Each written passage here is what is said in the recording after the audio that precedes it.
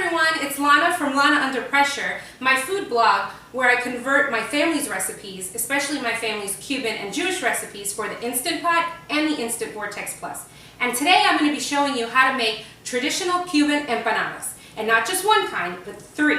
One with guava, one with guava and cheese, and one with picadillo. Okay, so to get started, first we need to prepare the dough. Now to make homemade empanada dough is very easy, but it's even easier if you use the already prepared ones. And you can find these in the frozen food section, the ethnic frozen food section, or Latin. And it's the Goya, they're called discos. They're Goya empanada doughs, and these are 5-inch round.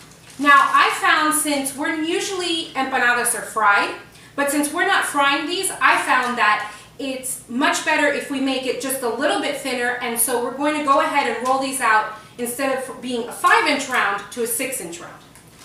And what I like to do is to take my dough and I use a wet paper towel to keep over it, that way it doesn't dry out.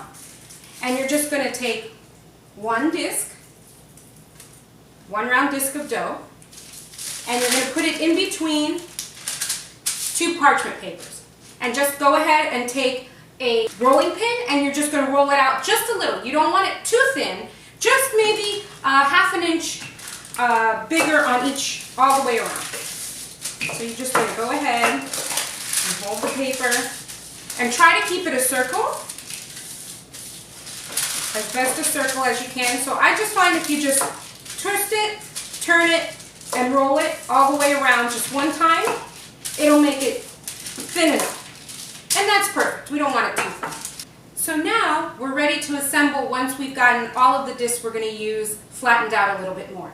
And so again, I like to put a wet paper towel and cover them just to keep them from drying out. And also, if you find that the dough is getting a little too warm, just put it back in the fridge for a few minutes and that'll make it much easier to use. Okay, and this first one I'm going to make just guayaba, very traditional. So guayaba paste, you can find in the Latin food section. It comes in like a block from Goya or some other ones, but you can use any one you like. But you want the paste form, not the jelly. And you're just going to cut about a tablespoon, and you're going to place this right in the top third, about an inch from the edge. Then you're going to take the bottom part and you're going to fold it over to meet the top. And if you have to mold the dough a little bit so that it meets even, that's okay. All right, and press down very lightly on the edge. Perfect. So now to close it and make sure it doesn't come out, any of the filling comes out while it's cooking, we're going to take a fork and you're going to start at the edge and you're just going to press down and make sure that you overlap each mark with the other, and that will make sure that it makes a tight seal. Now the second one I'm going to make, I'm going to use the same guava, but I'm going to use a little bit less because I'm also going to include some cream cheese. Now that's a very traditional pairing for Cuban pastries, and it goes really, really well. You'd be surprised how delicious it is. So this time I'm going to use just a little bit less of the guava. And then I'm going to take a little bit of the block cream cheese, just plain Philadelphia or whatever type of cream cheese, and I'm going to put that right on top, just like that. And I'm going to do the same thing. I'm going to bring the bottom up to meet the top. Mold it so the edges match. Press down very lightly. And then use the fork to crimp the edges to close it well.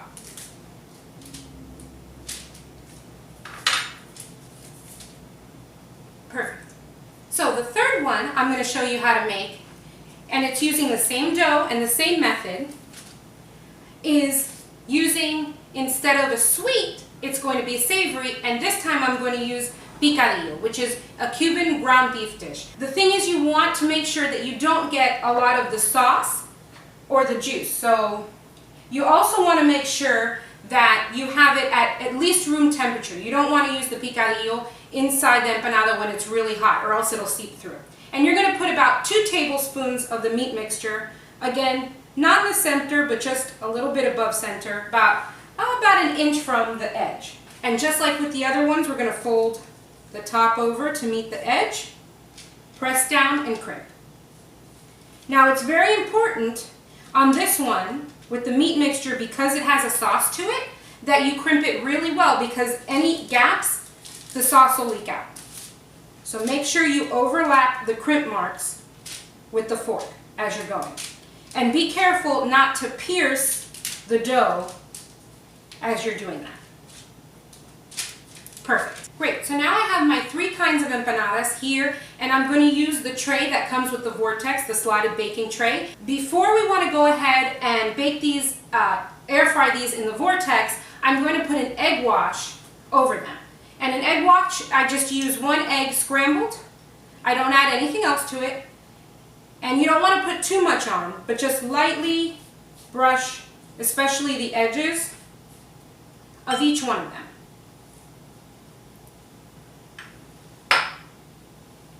Now, once I've put the egg mixture on, what I'm going to do is I'm going to sprinkle each one with about 1/8 of a teaspoon of sugar. Now, that's also very traditional with Cuban pastries. They'll usually be like a simple syrup or a sugar topping, and it just adds a little bit of sweetness.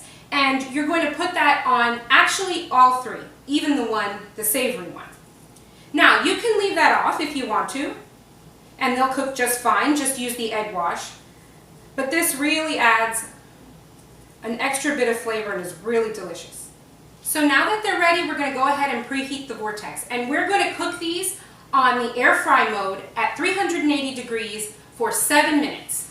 So I'm just going to press air fry mode, and mine is already pre-done to 380. And I'm going to go up or down to 7 minutes, and then press start, and I'm going to let it preheat. Now that it's preheated, the Vortex will say to add food, and that's when we'll go ahead and add the tray on the middle rack.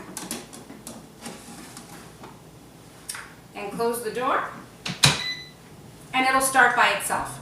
Now you can make 2 trays. You'll put one on the bottom and one on the top. You're just going to increase the time by an extra minute, and halfway through you're going to switch the trays. Now that they're done, it's going to it's going to display cool, and you're going to let it just cool, and that'll take about a minute. And they're ready to take out. You're just going to take them out and let them cool down on the rack for just a few minutes.